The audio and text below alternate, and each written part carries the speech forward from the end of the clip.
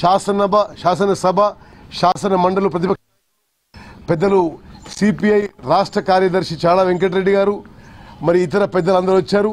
ఇతర పార్టీ వాళ్ళు కూడా మద్దతు పలికారు. సరే కారణంగా ఈరోజు ఈ టైంకి చేరుకోలేకపోయారు.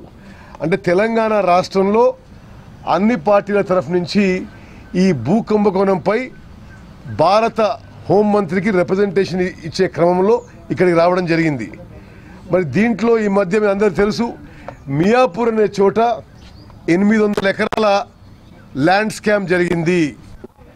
దానికి స్పందించి ముఖ్యమంత్రి గారు మొదట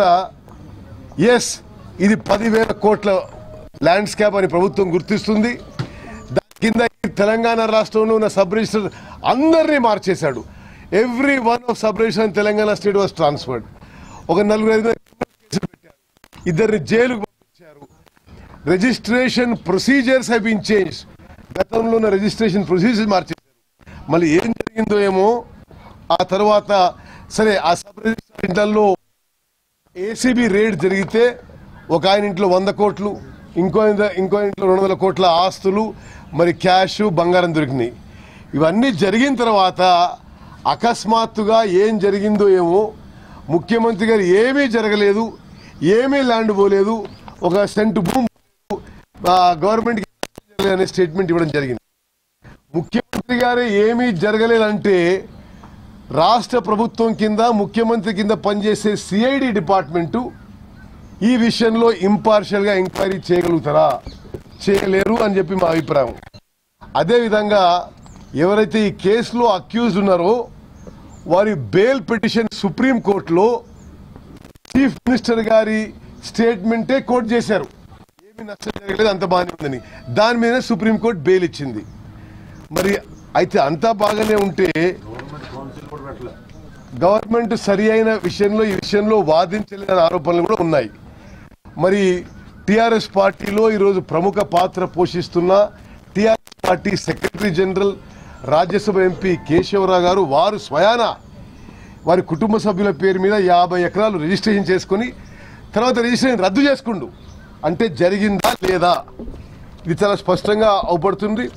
అదేవిధంగా మియాపూరే కాదు, మియాపూరు, ఇబ్రహీంపట్నం, గ్యాస్మిగూడ ఈ విధంగా చాలా భూముల్లో తెలంగాణలో హైదరాబాద్ చుట్టుపక్కల కుంభకోణాలు జరుగుతున్నాయి.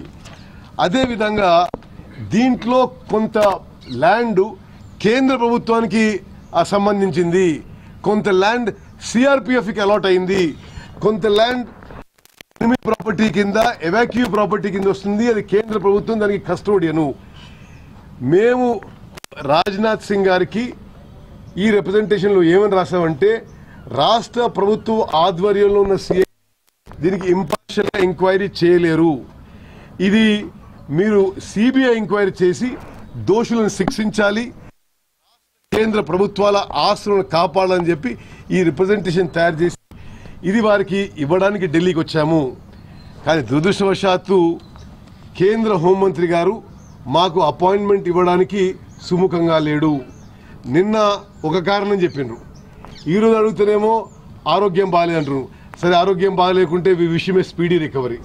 సరే మీ ప్రైవేట్ సెక్రటరీకి వరకు వచ్చి ఈ మెమరాండం ఇస్తామంటే అది కూడా వీలు కాదంటారు.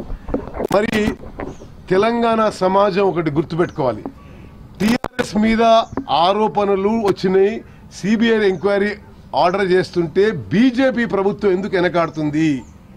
ఇది టీఆర్ఎస్ బీజేపీల చీకటి ఒప్పందం కాదా? అదేవిధంగా బీజేపీ అభ్యర్థికి టీఆర్ఎస్ ఎన్నికల్లో మద్దతు పలకడానికి 10,000 కోట్ల రూపాయల కుంభకోణాన్ని కూడా విస్మరించడానికి కేంద్ర ప్రభుత్వం సిద్ధంగా ఉంది. ఇది 10 నుంచి 15,000 కోట్ల కుంభకోణానికి మేము కేవలం సిబిఐ ఎంక్వైరీ అడుగుతున్నాం. దానికి కూడా మమ్మల్ని కలిసి మెమరాండం తీసుకోవడానికి అన్ని పార్టీలు దీంట్లో కలిసి వస్తున్నాయి. ఇక్కడ మరి కాంగ్రెస్ పార్టీ సీనియర్ నాయకులందరూ, మరి పెద్దలు చాడా వెంకటరెడ్డి గారు సిపిఐ రాష్ట్ర కార్యదర్శిగా ఉన్నారు. ఇది పల్లా వెంకటరెడ్డి గారు అసిస్టెంట్ సెక్రటరీ సిపిఐ గారు ఇక్కడ ఉన్నారు. మరి దిగ్విజయ్ సింగ్ గారి నాయకత్వంలో, ఒక మాజీ ముఖ్యమంత్రి గారి నాయకత్వంలో మేము రాజ్నాథ్ సింగ్ గారి ఆఫీసుకి కానీ ఇంటికి కానీ ఎక్కడ పోయినా ఈ రిప్రజెంటేషన్ ఇవ్వడానికి కూడా రాజ్నాథ్ సింగ్ గారు తీసుకోకపోవడానికి కానీ ఆయన స్టాఫ్ తీసుకోకపోవడానికి కానీ ఇది బీజేపీ టీఆర్ఎస్ చీకటి ఒప్పందం కాదా? రాష్ట్రపతి ఎన్నికల కోసం ఈ దేశంలో ఎన్ని వేల కోట్ల కుంభకోణాలు జరిగినా ఇది వీళ్ళు విస్మరిస్తారా? ఇది తెలంగాణ సమాజం ఆలోచన చేయాలి. ఇది మరింత లోతుగా కూడా తీసుకుపోతాం. ఈరోజు రిప్రజెంటేషన్ మేము అందరం సంతకం పెట్టింది మరి ఇక్కడ స్టాఫ్ ద్వారా మరి రాజ్నాథ్ సింగ్ గారి ఇంటికి పంపిస్తున్నాం.